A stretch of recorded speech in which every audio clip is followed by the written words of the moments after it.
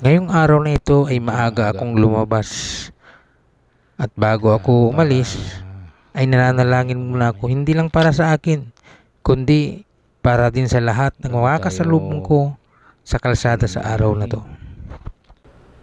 Manalangin muna tayo mga kabuhay. Pagkatapos kong manalangin ay napasukan na nga ako ng buwan ng mano. pesos. Ang barya lang mama, wala pang panukli. At pagkasakay nga ni ma'am ay umalis na rin kami at ligtas ko rin naman siyang naihatid sa drop off. Ay, salamat ma'am. Salamat sa buwan ng mano.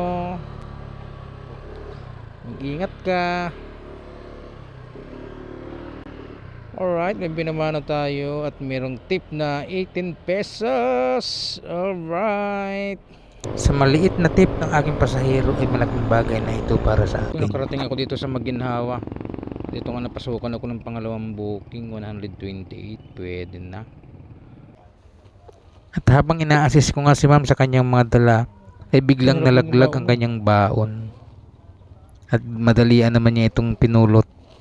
Kasi wala pang ilang seconds, pwede pa. Hindi na po kasi yan ma'am, may ipit po yan. Hawakan talaga natin. At umalis na nga kami ni ma'am at pinadaan niya ako sa iskinita na itinuturo niya. At sinunod ko naman siya dahil itong request niya. At lumabas nga kami ng C5 na. Dito kami dumaan para Ano to? mabilis kami Kala ko- makarating sa drop off. Kala ko baon lang. At inabot na nga ni ma'am sa akin ang kanyang bayad. At meron ding Ayun, tip salamat na katulad po, ng aking ma'am. binamano. Yun, may tip si ma'am na 22 pesos. Alright. Ito nga napasukan tayo ng pangatlong booking, halagang 95. Oy, cancel. Kinansel.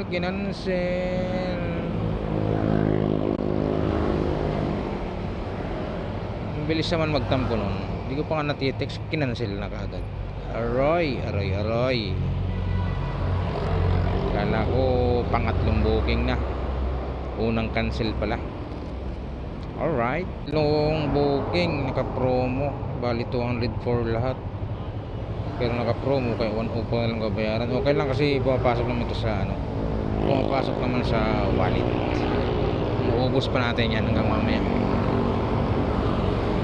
Dito na tayo sa pick up ng pangatlong booking. Anong pangalan ba ito? Gretchen. Si Gretchen po. Ayun. Ako dati.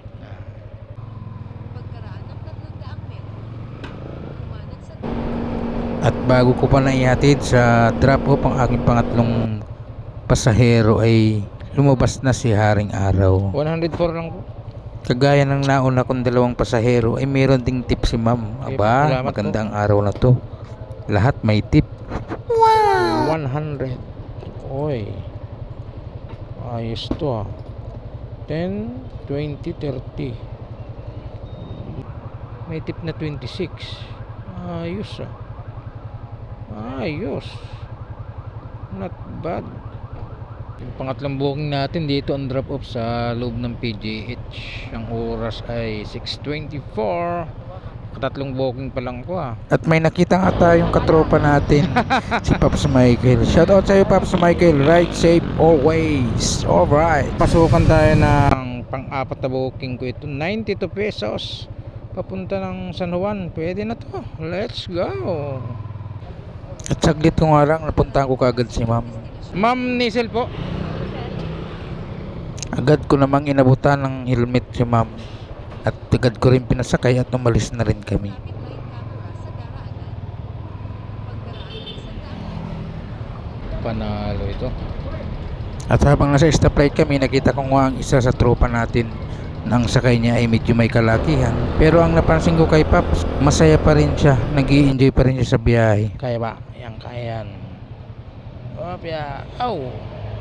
Na-drop ko na nga si ma'am at nagulat ako sa kanyang bayad. Dahil lang tingnan Lahat ito, ko ma'am? ay sobra Ay, salamat po yung ma'am. kanyang bayad. God Yung bless you pala po. ay tip niya na sa akin. Wow. 92 pesos. Oh, 92. Ayan oh. 92 pesos. Ang binayad ay 150. Oh, saan ka pa? Yan ang mga pasahero na gusto ko. Thank you, Lord. Alright. At dahil tanghali na at naka-11 booking na rin at okay na rin yung kita ko, kailangan kong umuwi ng maaga para makapagpahinga dahil may ride share sa araw ng bukas. Ride safe always sa inyong mga tropa at ingat-ingat po. God bless po sa inyong lahat.